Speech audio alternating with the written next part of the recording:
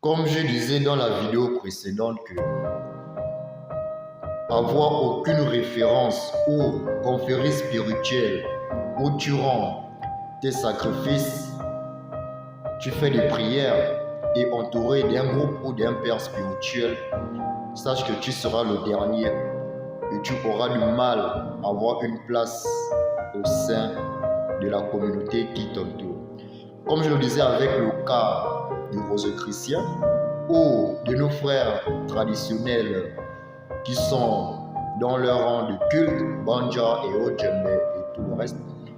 Chaque personne dans ce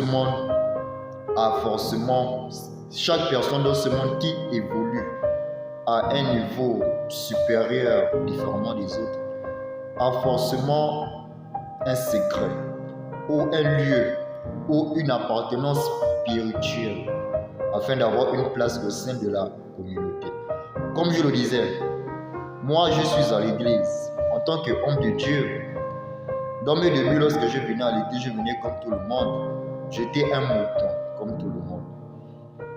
Mais en persévérant dans la foi, en ayant l'amour de Jésus-Christ et en gardant la vision dans la persévérance et tout en faisant des recherches personnelles, donc de l'autodidacte. Cela m'a permis d'avoir plus de connaissances, plus de sagesse afin d'être ce que je suis aujourd'hui.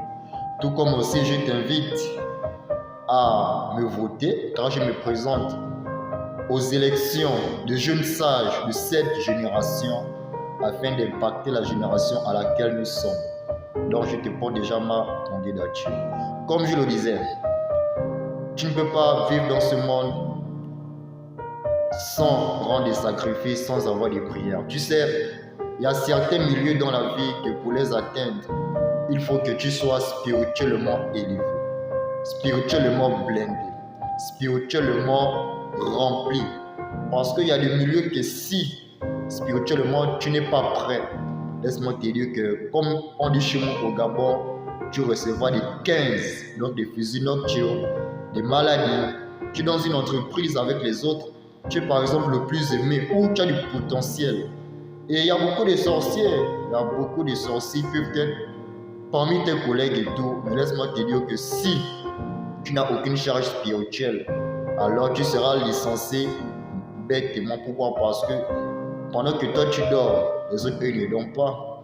D'autres sont dans leur secte, d'autres sont dans leur banja et autres. Mais toi tu n'es ni à l'église, dans une secte, ou même encore dans la tradition, c'est-à-dire tu vis comme tu vis. Mais tu seras le mouton et le cabri de tout le monde. Parce que moi qui est à l'église, j'offre ma dîme, j'offre mes actions de grâce, mes sacrifices. Parce que l'Éternel lui-même dit que celui qui offre un verre d'eau à un de ses serviteurs doit savoir que c'est à lui-même qu'il l'offre.